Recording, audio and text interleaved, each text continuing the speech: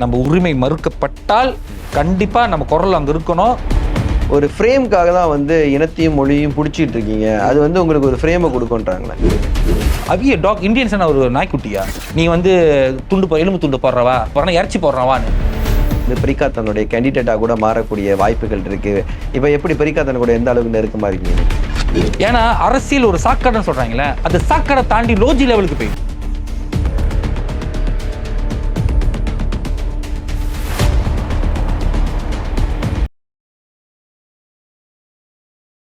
நம்பிக்கை நேர்களுக்கு நெத்தியடி வணக்கம். நெத்தியடி நிகழ்ச்சியில் இன்று ஒரு இளைஞரை நாம் சந்திக்க போகின்றோம்.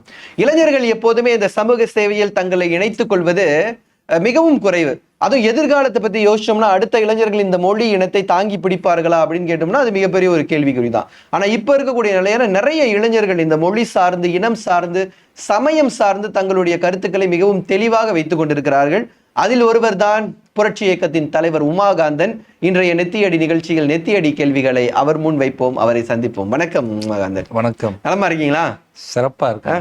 புரட்சி எல்லாம் இப்பதான் தச்சுது.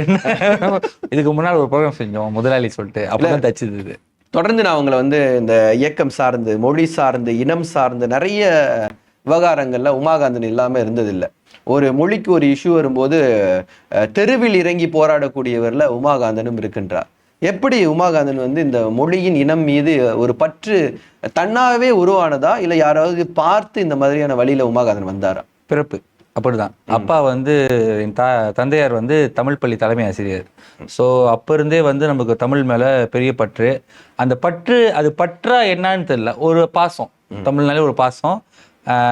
இடைநிலை பள்ளி வரும்போது தான் அந்த பாசம் வந்து ஒரு மாதிரி வேற ஒரு காதலா மாறிடுச்சு. எனக்கு இந்த மொழி மேல வெறி இருக்கக்கூடாது, அது ரொம்ப தவறான. இன வெறி இருக்கக்கூடாது, இனப்பற்று இருக்கணும்ல. ஸோ எனக்கு வந்து இந்த மொழி மேல, இந்த இனத்தின் மேல ஒரு தீரா காதல். அது ஏன்னு தெரியல.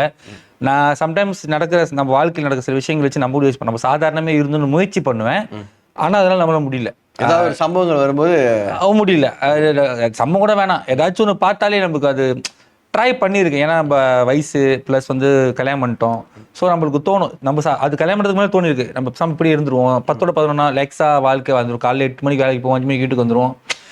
ஏதாச்சும் பிரச்சனை வந்துச்சுன்னா பிரச்சனை சொட்டு சாயை குடிச்சு சீன கடையிலையோ இல்லை தமிழ் கடையிலையோ ஏதாவது டீ குடிச்சு பேசி முடிச்சிருவோம். அதோட நினைக்கிறேன், ஆனால் முடியல.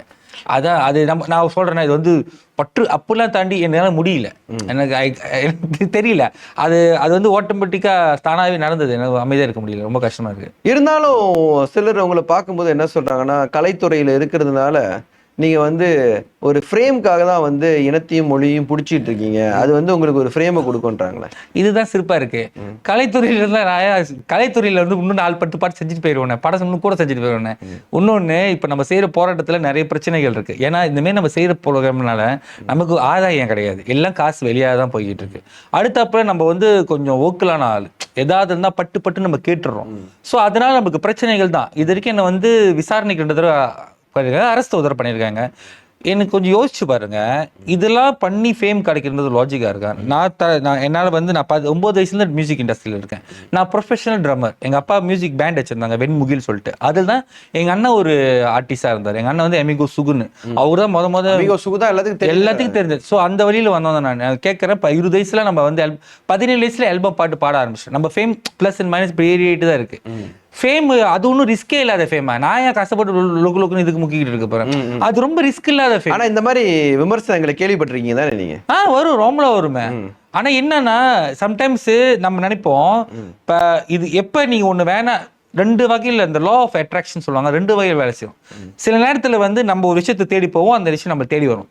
சில நேரத்தில் அந்த விஷயம் வேணாம், நம்ம ஒதுங்கி போவோம், அந்த விஷயம் இயற்கை நம்ம கிட்ட வந்து சேர்க்கும். அப்போ நம்ம அதை தள்ளி தான் தள்ளி போயிட்டு இருந்தேன். ஃபார் எக்ஸாம்பிள் வந்து நான் நடிக்கவே கூடாதுன்னு நினைச்சேன். நம்மளுக்கு வந்து இப்போ ஒரு என்னோட பழைய ஃபோட்டோ பார்க்கறது ரொம்ப கஷ்டம். ஏன்னா எனக்கு ஒரு எனக்குள்ள இப்போ வரைக்கும் அந்த காம்ப்ளெக்ஸ் இருக்கு, that I am not good looking. நம்ம வந்து நல்ல லுக்கில் இல்லை. ஆமா, நமக்கு முடி நெத்தி பெருசா இருக்கு, கட்டை மூக்கு, சின்ன காது, கருப்பா இருக்கும். எனக்கு சத்தியமா அந்த கலர் வந்து என் ஃபேஸ் வந்து கரெக்டான இதுல இருக்காது. விச் மீன்ஸ் வந்து பேட்சா அங்கே கருப்பு தெரியும், கருப்பு தெரியும். நான் ஃபோட்டோவே பிடிக்குது. அதனால எனக்கு வந்து காலேஜ் டைம் என் ஃபோட்டோ ரொம்ப குறவா இருக்கும், என் ஃபோட்டோ பிடிக்க மாட்டேன். ஆனால் எங்கள் அண்ணா அடம் பிடிச்சி 2வது படத்தில் நீ நடிச்சே ஆகும். நான் முடியாது, அழுவு இந்த படத்தை காட்டுற மாதிரி தான், செல்வராகவன் கதை மாதிரி தான். நான் சொல்லிட்டேன், இல்லை நான் டைரக்டர் தான் போகிறேன், நடிக்கலாம் வேணான்னு. ஆனால் வந்து ஃபார்ச்சுனேட்லி அன்ஃபார்ச்சுனேட்லி எனக்கு இப்போ வரைக்கும் தெரியல. அது நடிச்சோன்னே எனக்கு அதுக்கான ரெஸ்பான்ஸ் வந்துச்சு. நான் நம்ம மூஞ்சி ஆள் பார்க்குறாங்களே அப்படின்னு. அப்போ வந்து ஒரு பாட்டு செஞ்சோம். அந்த பாட்டு வந்து நமக்கு ஒன்றும் அடுத்த கட்டமாக போச்சு. ஸோ இதை இந்த அப்போ நினச்சிங்க, இதை நான் வேணான்னு தள்ளி ஒதுங்குனது நமக்கு ஒரு ஃபேம் கொடுக்குது. ஸோ அது நமக்கு வந்து பெரிய என்ன கதைன்னா, நம்ம 9 வயசுல இல்லை, ஏன்னா இவ்வளோ பெரிய பையன் தான், ட்ரம்மு வாசிப்பேன், ட்ரம் எனக்கு ஆளே தெரியாது. ஸோ அப்போ இருந்தே அந்த ஃபேம் இருக்கிறதுனால அது என்னன்னு தெரியாமல் போயிடுச்சு. இப்போ திடீர்னு மகத்துவம் தெரியல. நான் திடீர்னு பார்க்குறேன் ஸ்டேஜ். இப்போ நீங்கள் 5, 6, 10 பேர் ஸ்டேஜ் கூட நான் பேசியிருக்கேன், ஆடி இருக்கேன், பெர்ஃபார்ம்லாம் பண்ணியிருக்கேன். அது சின்ன வயசுலேயே நடந்த வாசி. அதோட சில பேர் தெரியுமா பாடுற ஸ்டேஜ் நான் யோசிப்பேன், என்னது தெரியலையா அப்படின்னு. அதான் சொல்றேன், சின்ன வயசுலேயே நடக்கிற வாசி நமக்கு தெரியாமல் போயிடுச்சு. ஸோ ஃபேம் வந்து எனக்கு கேட்டால் எனக்கு என் ஃபேம் வேணாம், எனக்கு ப்ரீஃபர் கிடையாது. என்னோட முகத்துக்கு கிடைக்கிற பாப்புலாரிட்டி, அதோட பிரமுகத்தை விட என் வார்த்தைக்கு வந்து ஒரு மரியாதை இருக்குன்னு நான் எதிர்பார்க்குறேன். அது ஒன்று நல்லது. இப்போ டிக்டாக்கை திறந்தாலே எந்த ஒரு இஷ்யூ ஆனாலும் உமாகாந்தன் உடனே குரல் கொடுத்தாரு. உடனேலாம் இல்லைங்க, எங்க உடனே நான் கொடுக்க மாட்டேன். Based on issue. இப்போ என்னோட விஷயம் சொல்கிறேன், நம்ம வந்து நிறைய ப்ரோக்ராம் செஞ்ச வாசி நமக்குன்னு ஒரு விஷயம் இருக்குது. என்ன இருக்குன்னா, இந்தியர்களோட பிரச்சனையை நாங்கள் புரட்சி இயக்கம், நாங்கள் அதாவது சொன்ன பல வருஷமாக அந்த கிரவுண்டு, அப்புறம் நம்ம எப்பயுமே வந்து பத்திரிகை ஊடக நண்பர்கள், நம்ம பத்திரிகை ஊடக நண்பர்களும் மினிஸ்ட்ரி மட்டும் கிடையாது, நம்ம எல்லாத்துக்கிட்டையும் பேசுவோம். எனக்கு வந்து ரோட்டில் தங்குறாங்க ஹோம்லெஸ், அதில் கூட எனக்கு கூட்டாளி இருக்காங்க, பிச்சை எடுக்கிறவங்க கூட்டாளி இருக்காங்க, லோரி ஓட்டுறவங்க கூட்டாளி இருக்காங்க, மினிஸ்ட்ரியில் இருக்கிறவங்க கூட்டாளி இருக்காங்க. எல்லாத்துக்கும் நம்ம மனிதன் தான் மதிக்கிறோம். ஸோ இவங்க கூட சகஜமாக பழகிற வாசி நமக்கு நிறைய பிரச்சனைகள், நம்மளும் சாதாரண ஆள் தானே, நம்மளும் வந்து பயங்கரமான இடத்துல பில்லியன் கணக்கில் அக்கௌண்ட் வச்சுக்கலாம் இல்லை, நம்மளும் செலவு பண்ணும்போது பார்த்து தான் செலவு பண்ணுற கட்டத்தில் தான் இருக்கும். ஸோ நம்மளுக்கு பிரச்சனைகள் தெரியும் போது இந்தியர்கள் பிரச்சனை 5 தான். அது சம்பந்தப்பட்ட பிரச்சனைகளுக்கு நாங்கள் கண்டிப்பாக குரல் கொடுப்போம், முடிஞ்சதை செய்கிறோம். முதலாவது எடுகேஷன், கல்வி. 2வது வேலை வாய்ப்பு. நீங்கள் என்ன யோசிச்சாலும் சுற்றி வச்சு பாருங்க, இதுக்குள்ள தான் இருப்பேன். 3வது லீகல் என்பது நமக்கு தேவை, ஏன்னா நம்மளும் அந்த தொழில் இருக்கிற வாசி. 4வது பார்த்தீங்கன்னா ஃபைனான்ஷியல், நிதி. 5வது வந்து நாங்கள் நம்புறது வந்து அடையாளம், ஐடென்டிட்டி. இது 5 சம்மந்தப்பட்ட விஷயத்துக்கு மட்டும்தான் நாங்கள் பேசுகிறோம். இப்போ நீங்கள் உமாகாந்தன் வந்து ரொம்ப ரேர், இந்த ஸ்ரீமுடா வெள்ளத்தில் தேவைப்பட்டுச்சு, நான் செஞ்சேன். அப்புறம் அந்த ஜாவி இஷ்யூவில் வேறு அதை சொல்கிறேன், ஃபைனான்ஸ்க்கு வரேன். ஸ்ரீமுடா விஷயத்தில் வந்து எனக்கு வெல்ஃபேர் தேவைப்பட்டுச்சு, அதுக்காக நான் வீடியோ செஞ்சேன். தவிர்த்து என்னைக்காச்சும் நான் வந்து இவங்க வந்து ஆப்ரேஷன் பண்ணுறாங்க, இவங்களுக்கு தேவைப்படுது அப்படிலாம் நான் செய்ய மாட்டேன். ஏன்னா அதுக்குன்னு சில பேர் இருக்காங்க, பஜிக்கான்னு சொல்லிட்டு அதுக்கு ஒரு என்ஜிஓ வச்சிருக்காங்க, நான் அவங்கள ரிஃபர் பண்ணி விடுவேன். ஆனால் நம்ம அடையாளம், நம்ம உரிமை மறுக்கப்பட்டால் கண்டிப்பா நம்ம குரல் அங்க இருக்கணும். அது வார்த்தையா மட்டும் இருக்கக்கூடாது, நிஜத்துல களத்துல இருக்கணும்னு நான் எதிர்பார்க்கறேன். அதுதான் சம்டைம்ஸ் என்ன, நம்ம உயரமா இருக்கும், இதுலயும் கொஞ்சம் ஃபன், கொஞ்சம் சேட்டையான இன்சிடென்ட்ஸ்லாம் இருக்கு. 10 வருஷத்துக்கு முன்னால தான் நான் ரிஜிஸ்டர் பண்ணோம். ஆக்டிவ் யூனிவர்சிட்டிலேருந்து ஆக்டிவாக இருந்தாலும் 10 வருஷத்துக்கு முன்னால் தான் நான் ஒரு தமிழன் இயக்கத்தை நாங்கள் ரிஜிஸ்டர் பண்ணோம். எனக்கு தெரியாது என்னை இவ்வளோ மதிப்பாங்க அப்படின்னு. 10 வருஷத்துக்கு என் வயசு இப்போ 39, அப்போ 29 வயசு, 20 சம்திங் தான். ஆனால் நான் எதிர்பார்க்கல நம்ம பேசுறதுக்கு இவ்வளோ பேர் ரெஸ்பாண்ட் பண்ணுவாங்க. நம்ம யூனிவர்சிட்டியில் போட்ட வேலை இது வரைக்கும் நமக்கு ஃபாலோ பண்ண எனக்கு தெரியாது. அப்போ நமக்கு அந்த அனுபவம்லாம் இருக்குது. ப்ரோக்ராம் செஞ்சு போட்டோ நடத்தி எல்லாம் அனுபவம். இன்ட்ராஃபுக்கு போகாத தமிழ் இந்தியர்களே கிடையாது, முக்கியமாக இந்திய இன்ட்ராஃபுக்கு போகாத இளைஞர்கள் ரொம்ப குறைவு அப்போ. ஸோ அதெல்லாம் பார்த்து எக்ஸ்போஸ் ஆனதான ஆள் தானே. ஏன்னா இந்திராஃப் 2006, நான் 2004 university society president, form 6 society president, form 5 society president. அந்த சொசைட்டி தமிழ் சொசைட்டி அப்படியே அது கேரி பண்ணிருச்சா. ஸோ நமக்கு ஒரு இன்னொன்று என்னன்னா, சம்டைம் நீங்கள் பேசுறீங்க கேட்குற மாதிரி இருக்குன்னா அது பெருசாக ஒன்றும் கிடையாதுங்க. நான் ஹோஸ்ட்டு, நமக்கு வந்து க்ரௌடு கண்ட்ரோல் தெரியும். 15-14 வயசுலேருந்து பேசிக்கிட்டு இருக்கோம், நல்லா தமிழ் வேற சொல்ல தேவையில்ல. நம்ம இலக்கியத்தில் கொஞ்சம் ஆர்வம் உள்ளவங்க, புதிர் போட்டி, பேச்சு போட்டி, பட்டிமன்றம்லாம் போன ஆளுங்க. ஸோ நமக்கு கிரவுட் கண்ட்ரோலிங் தெரியும். ஸோ அது இம்ப்ரெஸ் ஆன வாசி நம்மளுக்கு கொஞ்சம் சாதகமாக இருக்கு. ஸோ நம்மளோட கருத்துக்களை சொல்ல ஈஸியா இருக்கு. அந்த கருத்துக்கள் நாளடைவில் சில நமக்கு சில தலைவர்கள்லாம் இருக்காங்க, முன்னோடிகள்லாம் இருக்காங்க, அவங்கள வந்து உயிருக்குயிரா நினைக்கிற ஆள் நம்ம. ஸோ அந்த தலைவன் அந்த நாட்டில் பண்ணது இந்த நாட்டில் நம்ம பண்ணணும், சரியான முறையில் நம்ம ஒரு இயக்கமாகவும் இருக்கணுன்றதை நம்ம பேசுறது கரெக்டாக கொன்வே ஆயிருச்சு, நம்மளுக்கு அது சாதகமாக இருக்கு. ஆனால் இப்போ பார்க்குறோம்னு நான் சொல்கிறேன், என் படம் வந்து 4 படம் செஞ்சு இன்னும் வெளியாகாமல் இருக்கு, 15-20 பாட்டு வேற நிற்கிது. இது எல்லாம் நான் வெளியாக்குறேன்னு வச்சிங்களேன், ஏதோ ஒன்றுனாச்சு ஹிட் ஆகும். அதில் கிடைக்கிற ஃபேம் வந்து ரொம்ப சேஃபான ஃபேம், யாரும் உங்களை ஏச மாட்டாங்க. அதுக்கப்புறம் உங்களுக்கு ஷோ கிடைக்கும், நீங்கள் இன்கம் பார்த்துடலாம். அதில் கிடைக்கிற ஃபேம் வந்து ரொம்ப சேஃபான ஃபேம், அதில் கிடைக்கிற வருமானம் சாலிட்டான வருமானம். நான் செய்கிறது ரொம்ப ரிஸ்கான விஷயம். நான் செய்கிறதுக்கு காரணம் இது பக்கா சுயநலம் தான். இதையும் நான் சொல்லிடுறேன், பொது நலம் கிடையாது. அந்த மாரி சமுதாயத்துக்கு போராடும் போதும், ஒரு ப்ரோக்ராம் செய்யும் போதும், 4 பேருக்கு உதவி பண்ணும் போதும் எனக்கு சந்தோஷமா இருக்கு. எனக்கு நிம்மதியா இருக்கு, ஏதோ சாதிச்ச மாரி ஒரு சந்தோஷம் இருக்கு. ஒரு ஆளுக்கு உதவி பண்ணி ஒரு உதவி பண்ணிட்டு அந்த உதவியில அவங்க வாழ்க்கை செட்டில் ஆகும் போதும், இல்ல ஒரு பிரச்சனை எடுத்து பேசும்போது ஒரு பிரச்சனை வந்து சில பேருக்கு புரிந்துணர்வு வரும்போதும் எனக்கு நிம்மதியா இருக்கு, உங்களுக்கு நிறைவா இருக்கு. நிறைவா இருக்கு. அவ்வளவுதான். அவன சொல்லி நீங்க மக்களுக்காக ஏய் இல்ல நான் எனக்காக தான் செஞ்சுக்கிறேன், எனக்கு சந்தோஷமா இருக்கு. எல்லாருக்கும் ஒரு தேடல் இருக்கு, எனக்கு அந்த தேடல் it makes me so happy. இல்ல இவ்வளவு விஷயம் செஞ்சா கூட ஒரு கட்டத்துல இந்த சமூகத்தின் மேல ஒரு கோவம் வரும்ல, நம்ம என்ன பண்ணாலும் டக்குன்னு அப்படி தூக்கி போட்டுறோம்ல அந்த சமூகம் நம்மள. சமூகம் தூக்கி போடுன்ற அந்த கோவம் எனக்கு இல்ல. ஏன் தெரியுங்களா, அது சமூகத்தோட தவறு கிடையாது, இண்டிவிஜுவல் ப்ராப்ளம். எல்லா சமுதாயத்திலும் அந்த மாதிரி குப்பைகள் இருக்கு. ஆனானப்பட்ட பெருந்தலைவரையே வந்து கூட இருந்தவன் தான் காட்டி கொடுத்தான், அது எல்லா சமூகத்திலும் இருக்கு. அப்ப இவன் மட்டும் தான் காட்டி கொடுத்தானா, என் ஃபெடரல் கஸ்டர் யாரும் காட்டி கொடுக்கலையா, இல்லாட்டி இவரு மத்த தலைவர்கள் யாரும் காட்டி கொடுக்கல. எல்லா சமூகத்திலும் இண்டிவிஜுவல் இஷ்யூ. ஆனா எனக்குள்ள கோவம் என்ன கோவம் தெரியுங்களா, ஏன் உனக்கு புரிஞ்சுக்காம இருக்கானுங்க, இவனு மரமண்டிகளுக்கு ஏன் புரிய மாட்டேது, ஏன் ரெஸ்பாண்ட் பண்ண மாட்டானுங்கன்னு. அதுதான் என் பெரிய ஆத்திரமே கூட. ஜல்லிக்கட்டு போடுறதுக்கு நான் போனேன். அப்ப வந்து இப்ப ஆக்டிவா இருக்கிற சில கட்சி புது கட்சி திறந்தவங்க அவங்க டீம்ல இருந்தாங்களா. ஸோ வந்து அவங்க போடுற இடத்துல நான் வந்து போனேன். நான் வந்து போடுற நான் நடந்துக்கல, மீன்ஸ் நான் வந்து அது ஆர்கனைஸ் பண்ணல. ஆனால் என்ன பார்த்தோன்னே பேச சொல்லிட்டாங்க. நான் சொன்ன நான் பேசல, நீங்கள் பேசுங்க அப்படின்னு. ஒரு 1000-2000 பேர் இருந்தாங்க. நான் கேட்டேன், என்ன கேட்டேன்னா, அந்த வருஷம் தான் கிளிநொச்சியில் ஆயிரக்கான மக்கள் வந்து கொல்லப்பட்டாங்க. அதுக்கு நான் ஒரு இது நடத்தினா ஒரு 50 பேர் தான் வந்தாங்க. அதுக்கு ஒரு மெழுகுவர்த்தி ஏற்றி நம்ம இயக்கமாக பேசி என்ன யோசிப்போம், நம்ம கருத்தை நம்ம தெரிவிப்போம், ஒரு ப்ரெஸ் மீட் செய்வோம்னா அதுக்கு 50 பேர் வராங்க. இது நான் ஸ்டேஜ்லேயே சொன்னேன். ஆனா ஜல்லிக்கட்டு, நீங்க யாரும் ஜல்லிக்கட்டு பார்த்திருக்கீங்களா, ஜல்லிக்கட்டு மாடை பார்த்திருக்கீங்களா? நம்ம தமிழ் உணர்வுக்காக வரீங்க, சூப்பரான விஷயம். இதுக்கான முக்கியத்துவம் கொடுக்குறீங்களா, இந்த முக்கியத்துவத்துக்கு ஈக்குவலான முக்கியத்துவம் நீங்க கொடுங்க. அதுதான் என்னோட கேள்வி. அந்த எதுக்கு முக்கியத்துவம் கொடுக்கணும், யார் யாருக்கு முக்கியத்துவம் கொடுக்கணும், எது முக்கியமான விஷயன்றத அப்படி கடந்து போயிடுறாங்க. அதுதான் ஏத்துறோம். என்னை பத்தி ஏசுறியா பேசுறியா ஒண்ணுமே கிடையாது. எவனாச்சும் ஒருத்தன் என்ன ஏசுறீங்களா, நேரா வாங்க, நேரா வந்து ஏசுறீங்கன்னா அதுக்கு எனக்கு மனசு பாதிக்கும். கீழே காமெண்ட் போடுறேன்னா சத்தியமா பொதுவாக இது பண்ண மாட்டேன். ஆனா யாராச்சும் இந்த அம்மா அப்பா ஸ்தானத்துல இருக்குங்க ஏசனா மனசு கஷ்டமாயிரும். நமக்கு கொஞ்சம் சென்டிமெண்ட் இருக்குல்ல. மற்றபடிக்கு என்ன பேசுறியா பேசி, நேரா பேச காத்து இல்ல, பிரச்சனையில் என்னன்னா பேசிக்கோ, நான் பாட்டு விட்டுருவேன். நேரா பேசுறியா தப்புன்னு சொல்லி பேசுறியா ரொம்ப ஈஸி தான். தப்பா இருந்தா சாரி கேட்டு திருத்திக்குவேன். தப்பு நான் வாதம் பண்ண, நான் சாதாரண மனுஷன் தான், தப்பு பண்றது சகஜம் தான். ஆனான பட கடவுளே குறை சொல்லிட்டு உட்காந்துருக்கும். அந்த கடவுள் எந்த மதமா இருக்கட்டும். ஆனா எல்லா மதத்திலையும் அதான் சொல்றேன், கிறிஸ்துவ மதத்திலயும் எவனா ஒருத்தன் கிறிஸ்துவ ஜீசஸ் ஐயாவே ஏசுவான். நீங்க இஸ்லாம் போனாலும் இஸ்லாமிக் எவனாச்சும் ஒருத்தன் அவர் ஏசுவான். அது இந்துல எடுத்தாலும் ஏசுவான். திராவிடன் எடுத்தீங்கன்னா, நாத்திகன் எடுத்தீங்கன்னா எல்லாத்தையுமே ஏசுவான். ஸோ படைச்சவருக்கே இவ்வளவு பிரச்சனை இருக்கும்போது நம்மளாம் சாதாரண மனுஷன், எனக்கு கண்டிப்பா குறை இருக்கும். இல்ல நம்ம சமூகத்தை பொறுத்த வரைக்கும் இந்த இனம் மொழி சார்ந்த உணர்வு எப்படி நாளாக ரொம்ப பேடா போய்கிட்டு இருக்கு. நான் ஏன்னா எனக்கு ஆக்சுவலி என்னன்னா, நான் கொஞ்சம் இந்த இப்ப நடக்கிற விஷயம் பார்த்தா கொஞ்சம் ஆத்திரத்தை நான் சொல்லிடுவேன். அதனால அப்படி கட்டுக்கோப்பா பேசுறேன். ஆத்திரம் தான் கடுப்பா தான் இருக்கு.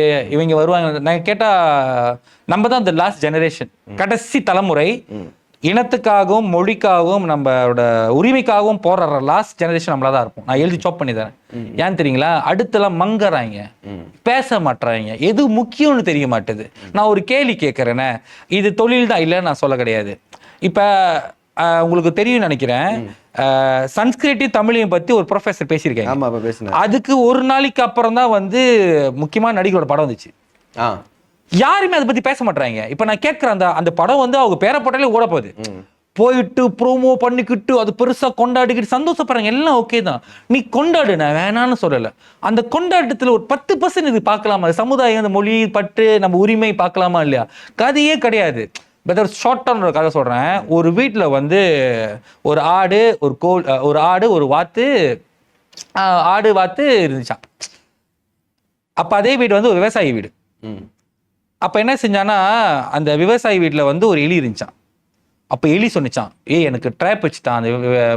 அந்த எலி போயிட்டு அந்த கோழி கட்டியும் ஆடு கட்டி சொன்னிச்சான், எனக்கு ட்ராப் வச்சுட்டான், மனசே கஷ்டமா இருக்கு, பயமா இருக்கு அப்படின்னு. அது உனக்கு தானே பாதிக்கும், எங்களுக்கு ஏன் பாதிக்கும் சொல்லிட்டு வச்சுட்டாங்கன்னா, எலியை தேடி வீட்டுக்கு பாம்பு வந்துருச்சு. பாம்பு வந்து திருப்பி போய் எலி சொன்னிச்சான், உங்களுக்கு தெரியுமா வீட்டுக்கு பாம்புலாம் வருது, எனக்கு பயமா இருக்குன்னு. அப்ப ஆடும் கோழி என்ன சொன்னிச்சான், இதுதானே பாம்பு தானே, பாம்பு எப்ப கோழி கொத்திருக்கு, பாம்பு எப்ப ஆடு கொத்திருக்கு, ரொம்ப ரேர் இருக்கா, லேஸ் நடக்காது, நீ தான் பத்திரமா இருக்க, எங்களுக்கு பாதிப்பே இல்லைன்னு சொன்னிச்சான். அப்ப என்ன ஆச்சுன்னா, அந்த எலியை தேடி அந்த பாம்பு வந்துச்சுல, அந்த பாம்பு வந்து விவசாயியை போட்டுருச்சான். உன விவசாயிக்கு வந்து மருத்துவர் வந்திருக்காரு, இதுக்கு வந்து நீங்க என்ன செய்யணும்னா கோழி சூப் கொடுங்க அப்படின்ட்டு கோழியை கொண்டாங்களாம். அப்ப வந்து போயிட்டு அந்த எலி போய் சொல்லியிருக்கு, உங்களுக்கு தெரியுமா கோழி சூப் கேட்டாங்க. உடனே ஆடு சொன்னிச்சான், கோழிக்கு தானே பாதிப்பு. நான் ஆடு எனக்கு கதையில் நினைச்சான் பார்த்தா ஒரு வாரத்தில் விசை இறங்கினாலும் சீக்கு நல்லா இல்லை. மறுநாள் என்ன ஆயிடுச்சா, டாக்டர் சொல்லிட்டானா நீ ஆடை போட்டு தள்ளிட்டானா, நீ ஆடு சூப் சாப்பிடுனாங்க. இந்த சமுதாயம் அப்படிதான் இருக்கு. எனக்கு ஒன்றும் நடக்காது, எனக்கு எது நேரடி பாதிப்பு வரல நினச்சிட்டு இருக்கல. இதை வந்து இதை நினச்சிட்டு இருக்கிற இந்த தற்போதைய தலைமுறையாக சொல்கிறேன், நீங்கள் தான் வந்து ஆடு, நீங்கள் தான் அந்த கோழி. நீங்கள் நினச்சிட்டு இருக்கீங்க வேற ஒருத்தர் நடந்துக்கிட்டு இருக்கு, நம்மளுக்கு ஒன்றும் பாதிப்பு இல்லைன்னு நினச்சிட்டு இருக்கீங்களே, கண்டிப்பாக நீங்கள் ஆடாகவோ கோழியாக ஆனதுக்கப்புறம் உங்களுக்கு நேரடி பாதிப்பு வரும்போது நான் சொல்கிறது உங்களுக்கு புரியும். நல்லா இருக்குல்ல கதை? நல்லா அற்புதமாக இருந்துச்சு கதை. தனக்கு தெரியாத வரை, அதுவும் நம்மளை பொறுத்த வரைக்கும் மெட்ரிகுலேஷனில் வந்து எவ்வளோ இடம் வேணும்னு இடம் சேர்றவங்களை தவிர வெளியில் இருக்கிறவங்க அதை பற்றி கவலைப்படுறதே கிடையாது. ஏன்னா அவங்க பிள்ளைங்க போகிறது கிடையாது, நான் போகிறது கிடையாது. நீங்கள் வந்து அந்த இடத்துல நிற்கும் போது தான் ஏன் கொடுக்கல அப்படின்றத கேட்பீங்க. அப்போ மீட்டிங் போடுங்க, வருவாங்க நிறைய பேர், நிறைய பேர் வருவாங்க. என்னன்னா நம்ம உரிமையை கேட்கறதுக்கு எல்லாம் ஒன்றா வாங்கல, வந்தால் என்ன வந்துட போகுது அப்படின்றீங்க. சரி இருக்கட்டும். இருந்தாலும் உமாகாந்தன் வந்து எல்லா தலைவர்கள் கூடயும் நம்ம ஒரு சில தலைவர் கூட ரொம்ப நெருக்கமாக இருக்கிறாரு. நான் எல்லாத்துக்கும் நெருக்கமாக இருப்பேன். இப்போ ஓப்பனாக சொல்கிறதா இருந்துச்சுன்னா, நான் 2005 சாமியலு சாமியல் இருக்கேன், அவரு கூட வேலை செஞ்சிருக்கேன். ஃபியூ டேஸ் ஃபாலோ பண்ணியிருக்கேன். அப்புறம் டத்து முருகேசன் எம்ஐசி, அவரு கூட ரொம்ப நெருக்கமாக இருப்பேன். அது தவிர்த்து இவங்க வந்து எனக்கு ரொம்ப நெருக்கம். துணுக்கோட கொஞ்ச நாள் தான் இருந்தேன், ஆனால் ரொம்ப பிடிக்கும்.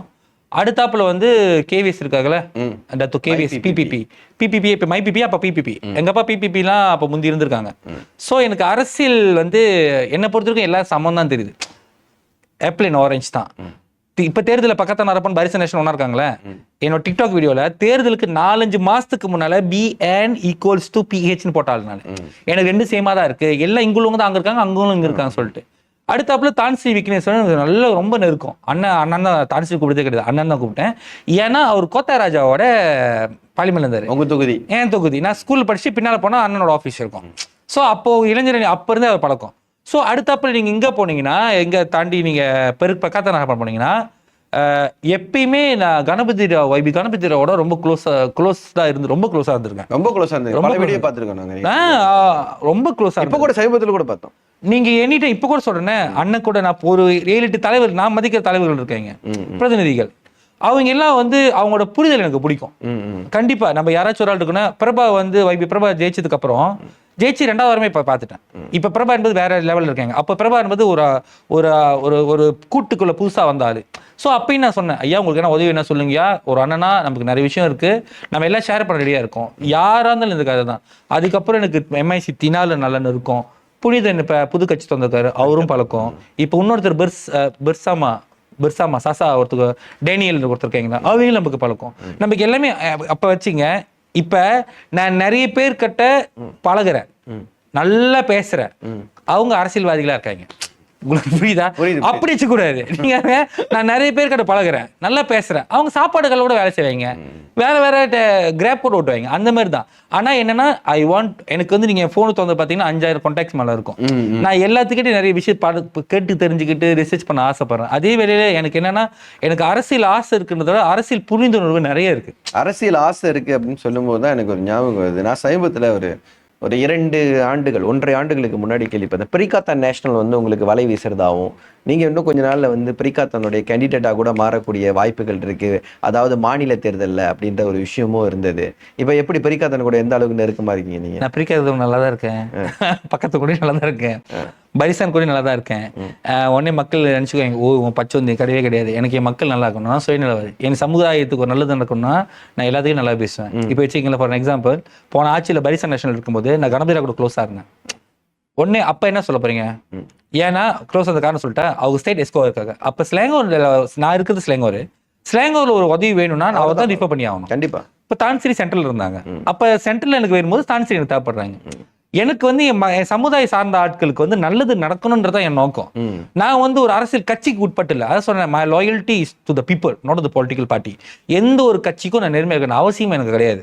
ஏன்னா இதே இவங்க கட்சியில் இருப்பாங்க, நாளைக்கு அந்த கட்சியில் போயிட்டு அவங்க அங்கே சேர்ந்துக்குவாங்க, அப்போ இங்கிருந்து இந்த கட்சி போய் கட்சி மாறிட்டே இருக்கும். ஆனால் மக்களோட பிரச்சனை மாறல, நானும் மக்களாக தான் வாழ்ந்துகிட்டு இருக்கேன். ஸோ எனக்கு வந்து என் சமுதாயத்தில் சம்மந்தப்பட்டவங்களுக்கு நல்லது நடக்குதாச்சுன்னா நான் யார்கிட்ட பேசவும் தயார். நீங்க கேட்ட கேள்வி வந்து பிரிகாத்தா நேஷனல் வருது பிரிகாத்தா நேஷனல் இன்விடேஷன் வரும்.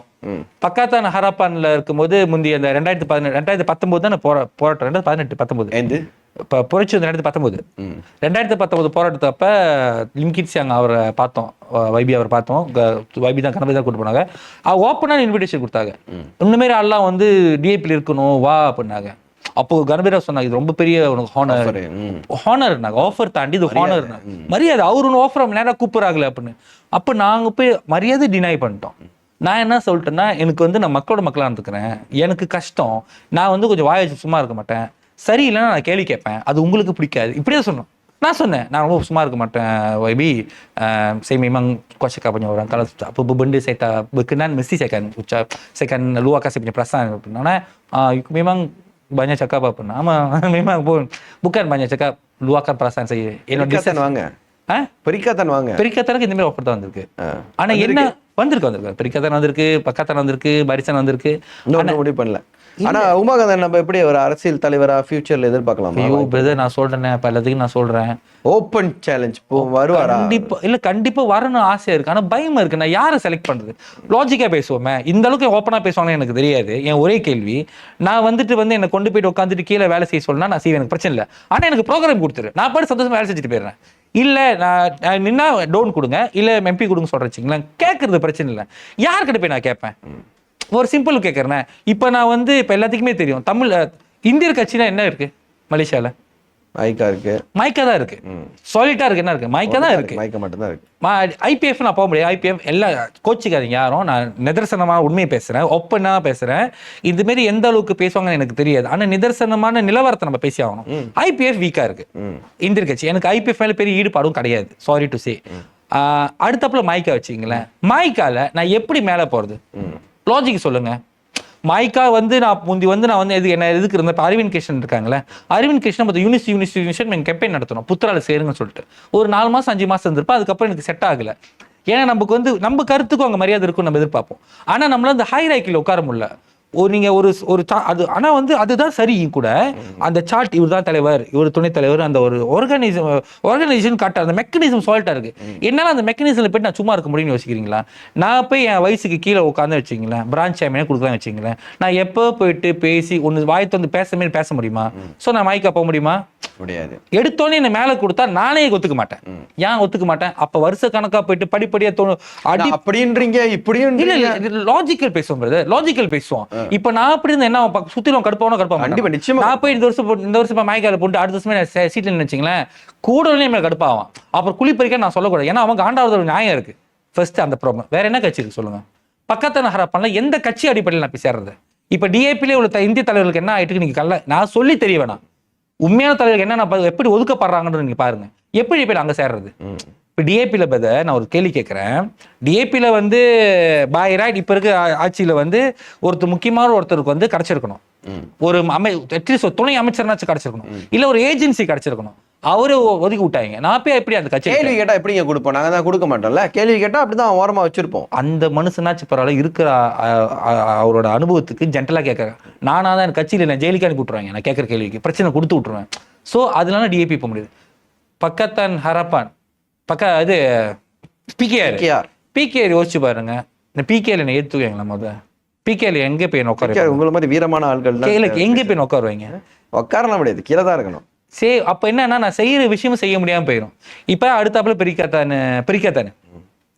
பிரிக்காத்தான் மேல எனக்கு ஒரு யோசனை இருந்துச்சு. எப்ப போயிட்டு ஒரு யோசனை இருந்துச்சு, எப்ப பாப்பாக்கு அவங்க போட்டாங்க அப்ப எனக்கு முடிஞ்சிருச்சு. ஏன்னா ஒரு கேள்வி கேட்கிறேன், கேகேபி எலெக்ஷன் தான் எனக்கு பெரிய மாற்றத்தை கொடுத்துச்சு. ஏன்னா அரசியல் ஒரு சாக்கடைன்னு சொல்றாங்களே, அது சாக்கடை தாண்டி லோஜி லெவலுக்கு போயிடுச்சு. என்ன பேசுறாங்க, என்ன நடக்குது? நாங்க என்ன நம்ம என்ன பப்பியா? அவிய டாக் இந்தியன்ஸ் என்ன ஒரு நாய்க்குட்டியா? நீ வந்து எலும்பு துண்டு போடுறவா? நான் எலும்பு துண்டு போடுறேன், இறச்சி போடுறவான்னு என்ன நினைச்சிட்டு இருக்கீங்க? நீ காசு கொடுப்ப, நம்ம இப்போ அப்படியே ஒரு தன்மை எழுந்து போயிடணும். இப்ப இங்க வெளியே இருந்தே இவ்வளவு சண்டை போறேன்னா உள்ளுக்கு என்ன பேசுவேன்? பாப்பாக்கு அம்மா எவ்வளவு இஷ்யூவான ஒரு ஆளு. ஏன்னா அவங்க கட்சியில வந்து ஆளே கிடையாது. நான் கேட்கறேன், நான் அங்க இருந்தா நான் சண்டை கொடுத்துருப்பேன். கேகேபி ஒரு பை எலெக்ஷன் வருது, நீ ஏன் வந்து இவ்வளவு கான்ட்ரோவர்ஷியலா இருக்கிறீங்கன்னு சொல்லிட்டு நான் கொஸ்டின் கேட்டிருப்பேன். நான் கண்டிப்பா கேட்டிருப்பேன், யாரா இருக்கு. ஆனா இந்தியன் சென்டிமெண்ட்டுக்கு பாப்பாக்கு ஏற்கனவே இஷ்யூ இருக்கு. அவன் இந்தியன்ஸ் ஹர்ட் பண்ணிருக்கானா? பாய் எலெக்ஷனுக்கே இங்க மரியாதை இருந்த போது தேசிய தேர்தல் எங்க மதிக்க போறாங்க? நான் சொல்றேன், கேளுங்க பாப்போம். பிரதர், நான் இப்போ வரைக்கும் சொல்றேன், நான் ஒரு மலையக்காரனையும் ஒரு சைனீஸும் கொண்டே பண்ணதில்லை. Because what they deserve, they let them have it. I don't care. மலைக்காரர்களுக்கும் சைனீஸ்க்கும் என்னென்ன கொடுக்கணுமோ நீ எடுத்துட்டு போ, எனக்கு பிரச்சனை இல்லை, நீ 1000 கிலோ எடுத்துட்டு போ, என்ன வேணா பண்ணு. நீ அதை வச்சு கறி வைக்கிறியோ மூஞ்சில போய் அடிக்கிற அந்த அரிசி அது உன் பிரச்சனை. ஆனா இந்தியன்ஸ்க்கு நீ 10 கிலோ அரிசி சொன்னா அதை டெலிவர் பண்ணு. இவ்வளவுதான் என் வேண்டுகோள். What you have committed for Indian community make sure deliver. நீ என்ன கமிட் பண்ணியோ இந்தியன் கம்யூனிட்டிக்கு அதை கொடுத்துரு. எஸ்பிஎல் எவ்வளவு சொன்னியோ கொடுத்துரு. இதெல்லாம் கேள்வி கேட்கிற இடத்துல பெரிக்காத்தான் இல்ல, இப்ப வரைக்கும் இல்ல. புனிதன் என் கூட்டாளி தான், நல்லா பேசிக்கிட்டு தான் இருக்கும். இப்ப வரைக்கும் நான் நேரில் பார்த்தாலும் பேசுவேன். ஏன் பிரதர் இப்படி சொன்னீங்கன்னா ஒண்ணுதான் கேட்பேன், நான் சொந்த உண்மையா பொய்யா? புனிதன் பேசி இருக்கலாம். இப்ப தலைவராக இருக்காரு புனிதன், அவர் நல்ல நல்ல நிறைய திட்டத்தோட இருக்காரு. அவர் பேசி இருக்கலாம். அவர் பேசுறதுக்கு அந்த இடைத்தேர்தல் மரியாதை கிடைக்கல. அவங்க சொல்லியிருக்கலாம், அவங்க சொல்ல மாட்டேன். ஏன்னா பாப்பகாமு வந்து யாருக்கு தெரியாத ஆள் கிடையாது, எல்லாருக்குமே தெரியும். நான் அவர் கெட்டவன்னு சொல்லலை. ஆனா அவருக்கு வந்து மற்ற இனத்தை ஹர்ட் பண்ற சென்சிட்டிவ் வேர்ட்டை ஈஸியா இப்படின்னு த்ரோ பண்ற ஆளு. எல்லா செக் பண்ணிட்டோம். அப்படி பாப்பாக அப்படிப்பட்ட ஒருத்தர் கேகேபி எலெக்ஷன் இறக்குறாங்க. அது ஒரு சைட்டு. எதிர்கட்சி அந்த கட்சியா இருந்தாங்க, மாறி மாறி துப்பிட்டீங்க, ஒரே டேபிள் உட்காந்து மாறி மாறி புகழ்ந்துக்கிறாங்க. இதெல்லாம் எனக்கு மண்டை சுத்திருச்சு. இப்போ என்ன கதைனா, நான் அரசியல் ஈடுபடணும்னு நினைக்கிறேன், ஒரு தேர்தல் நிற்கணும்னு நினைக்கிறேன், இந்தியன் கம்யூனிட்டிக்கு ஏதாவது செய்யணும்னு நினைக்கிறேன். ஆனா எங்க எனக்கு அந்த அந்த பிளாட்ஃபார்ம், சாலிட்டான ஒரு ஜென்டலான பிளாட்ஃபார்ம் எங்க இருக்குன்னு எனக்கு தெரியல. கண்டிப்பா ஒரு நாள் தெரியும், நம்ம நம்புவோம். தெரிஞ்சா நான் கண்டிப்பா இருப்பேன். At the same time Malaysia மக்களுக்காக உழைக்கிறது இருக்குல்ல, கண்டிப்பா அதை நம்ம செய்யவில்லை இல்லை. அதே வேளையில அதாவது நம்ம 10 பேர் சாப்பாடு போகிற இடத்துல என் வீட்டு அடுப்பு கரெக்டாக இருக்கணும், என் வீட்டில் இருக்கிற குழந்தை குட்டிங்க சாப்பிடணும் நான் எதிர்பார்ப்பேன். ஏன் சிம்பிள் தான். அவன் 10 பில்லியன் எடுத்துக்கிறானா 10,000 பில்லியன் எடுத்துக்கிறானா அவங்க பிரச்சனை. என் சமுதாயம் டெக்ஸ் கட்டுது, அதுக்கு வந்து கொடுக்க வேண்டிய நிதி கொடுத்து தான் ஆகணும். இப்போ சரியா இல்லை, நிறைய விஷயம் நான் ஒத்துக்குவேன், நல்லா ஒத்துக்கு தான் ஆகணும். நிறைய விஷயம் தப்பாக இருக்குது, அதை பற்றி நீங்கள் கேள்வி கேட்பீங்கன்னு தெரியும். இப்போதைக்கு பெரிக்காத்த மட்டும் இல்லை, யார் கூப்பிட்டாலும் நான் யோசிக்கிற நிலையில தான் இருக்கேன். ஏன்னா யாரும் ஓக்கலாக பேசுகிற சிச்சுவேஷனில் இல்லை. நான் பேசுறது என் கட்சிக்காரனே கேட்கலன்னா மற்றவன் எப்படி கேட்பாங்க? எனக்கு உங்ககிட்ட நிறைய கேள்விகள் கேட்கணும்னு ஆசை இருந்தாலும் வந்து நமக்கு நேரம் வந்து இருந்தாலும் இறுதியா நான் உங்ககிட்ட ஒரு கேள்வி கேட்கணும்னு நினைக்கிறேன். அது என்ன, தமிழர்கள் ஓட்டு தமிழர்களுக்கு மட்டுமே ஒரு பிரச்சாரம் உங்களுக்கு எதிர்பார்ப்பு? Indian votes, Indians vote only for Indians, எப்படி சாத்தியம்? Vote for Indians. ஓகே, நல்லா கேட்டுங்க. இப்போ வந்து இதில் என்ன விஷயம், ரொம்ப கான்ட்ரவர்ஷியலான ஒரு டாபிக். 2015 வந்து ராஜபக்சே என்றவன் வந்து மலேசியா வந்தான். அவன் தெரியும் தானே, அந்த இலங்கை தமிழுக்கு ஒன்று கூச்சு ஒரு வீணா போனவன். அவன் மலேசியா வந்தான். அந்த மலேசியா டைம் அது நடக்கும்போது தான் நாங்கள் ரொம்ப நிறைய, நான் மட்டும் கிடையாது, நமக்கு லாயர்ஸ் டீம் இருக்காங்க, அறிவாளிகள் அறிஞர்கள் ஒரு 10-30 பேர் கட்ட இருக்காங்க. எங்களாம் டிஸ்கஸ் பண்ணுவோம். அப்போ பேசும்போது தான் வந்து இப்போ ஓட்டர்ஸ் வந்து ஆட்டோமேட்டிக் அப்போ வந்து 3,78,000 பேர் இந்தியன்ஸ் ஓட்டர்ஸ் ரிஜிஸ்டர் பண்ணலை. ஸோ அப்போ நாங்கள் ஒரு கேம்பெயின் வேறு பண்ணோம். 18,000 ஓட்டர்ஸை புது ஓட்டர்ஸ் கொண்டாந்து நம்ம கேம்பெயின் பண்ணிங்களா, அதுக்கு வந்துருந்தீங்க, சப்போர்ட் பண்ணியிருந்தீங்க. ஸோ அப்போ தான் நம்மளுக்கு என்ன புரிஞ்சுன்னா, நீங்கள் எப்படி தலைக்கீழே நின்னாலும் நம்மளுக்கு ஓட் பேங்க் என்பது ஒரு முக்கியமான விஷயம். ஓட் பேங்க் பேஸ் பண்ணி தான் நம்மளுக்கான விஷயங்களை பேச முடியும். அதனால தான் இந்த பாப்புலேஷன் பற்றி நம்ம பேசுகிறோம். இவ்வளோ மக்கள் தொகை இருக்குது, இவ்வளோ ஓட்டர்ஸ் இருக்காங்க, இவங்க கட்ட இப்போ வச்சுங்களேன். இப்போ இதே கண்டி நம்ம கிட்ட வந்து இந்த இடத்துல KKP election example, Indian voters 40% வச்சுங்களேன், அங்கே இருக்கிற இந்தியன்ஸ்க்கு என்ன கேட்டாலும் கிடைக்கும். ஒத்துக்கிறீங்களா? இதை பிகர் ஸ்கேல் கொண்டு போங்க. மலேசியாவில் இந்தியன் ஓட்டர்ஸ் எல்லாம் ரிஜிஸ்டர் பண்ணுறாங்க, 80-90% எல்லாம் போய் ஓட் பண்ணுறாங்க. ஏன்னா நிறைய பேர் ஓட் பண்ண மாட்டாங்க. அப்படின்ற போது இந்தியர்களுக்கான வேல்யூ ஏறும். இது ஏற்றுக்கிறீங்களா? இதோட அடிப்படையில் தான் ஓட்டர்ஸ் வந்து பிரச்சனை கட்சியை பார்க்காம இவங்க இந்தியர்கள், இவங்க நம்மளுக்காக பேச முடியும்.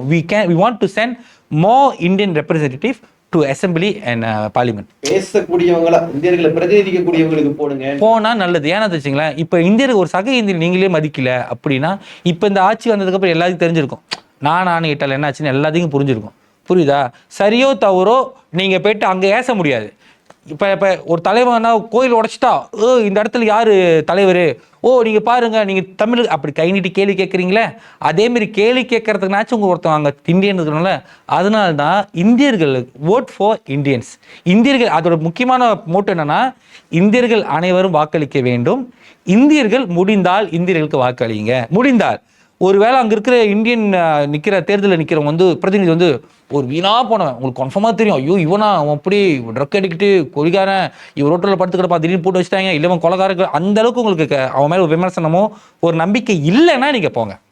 ஆனால் ஓட் பண்ணும்போது இவங்க யாருன்னே தெரியல அப்படி இருந்தாலும் ஓகே தான், இல்லை இவங்களுக்கு பார்த்தா ஒரு நம்பிக்கை வருது அப்படி இருந்தாலும் ஓகே தான், இல்லை வந்து இவங்க ஓகே தான் நான் சான்ஸ் கொடுத்து பார்ப்போம் அப்படின்னு நினச்சிங்கன்னா தயவுசெய்து இந்தியர்களுக்கு ஓட்டு வாடுங்க.